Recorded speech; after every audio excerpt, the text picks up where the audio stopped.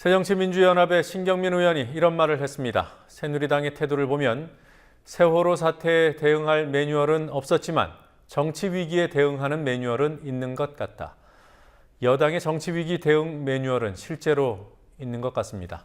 조금만 불리하면 색깔을 입히고 종북으로 몰아버립니다. 진상을 규명하자고 하면 민생을 들먹입니다. 여론에 밀리면 여지없이 시간 끌기로 버팁니다. 세월호 참사 이후에도 녹음기를 튼 것처럼 여당 인사들 입에서 똑같은 소리가 나오고 있습니다. 강신혜 PD가 보도합니다. 새누리당은 국정원 대선 개입 사건과 서울시 공무원 간첩 조작 사건이 이슈로 부상하자마자 비슷한 대응 방식을 취했습니다. 국정원 대선 개입 수사에 대한 기대가 그리 크지 않았던 지난해 6월, 검찰은 원세훈 전 국정원장을 기소했고 이 사건에 대한 관심도가 크게 높아졌습니다. 이에 김진태 새누리당 의원은 국정원 사건 담당 검사가 학생운동을 한 이력을 거론하며 검찰에까지 색깔론을 제기했습니다. 지난 2월 주한 중국 대사관이 유우성 씨 간첩 증거 문건들이 조작됐다는 사실을 법원에 회신함에 따라 이른바 간첩 조작 사건은 단순한 의혹 제기 차원을 넘어서게 됩니다. 이때도 여당이 들고 나온 카드는 색깔론이었습니다. 당시 새누리당 윤상현 원내수석부 대표는 주한 중국 대사관의 친북 성향 관리가 유우성 씨의 변호를 맡고 있는 민변에 정보를 제공했다고 근거 없는 주장을 했습니다. 여론이 커져서 국정조사나 특검 등의 요구가 나오면 여당은 어김없이 정쟁 프레임을 들고 나왔습니다. 야권이 국정원 대선 개입 사건에 대한 국정조사를 요구했을 때도 특검을 요구했을 때도 여당은 정쟁 때문에 민생이 뒷전으로 밀렸다며 야권을 공격했습니다.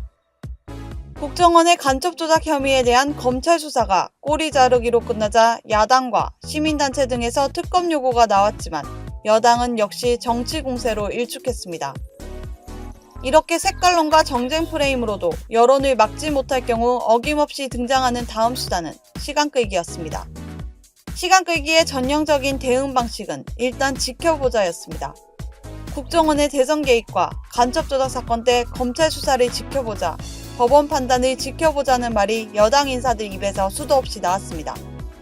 여론에 밀려 마지못해 국정조사 등에 합의했더라도 민간인 사찰 국정조사처럼 15개월 동안 시간만 보내다 활동을 사실상 안 한 경우가 있는가 하면 방송장악 청문회처럼 시간만 피일차일 미루다 합의 자체를 파기한 경우도 있습니다.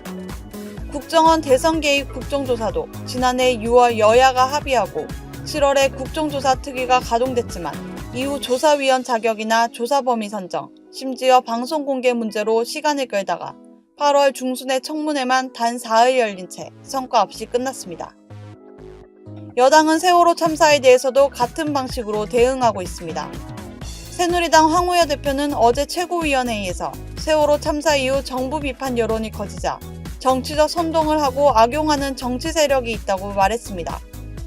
정쟁 프레임도 나왔습니다. 박대출 새누리당 대변인은 새정치민주연합의 특검과 특별법 요구에 정쟁몰이를 하고 있다고 비판했습니다.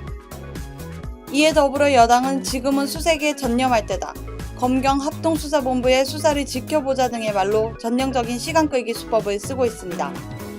국가 위기 사태에 대응할 매뉴얼은 있으나 마나였지만 정치 위기에 대응하는 매뉴얼은 치밀하게 가동되고 있습니다.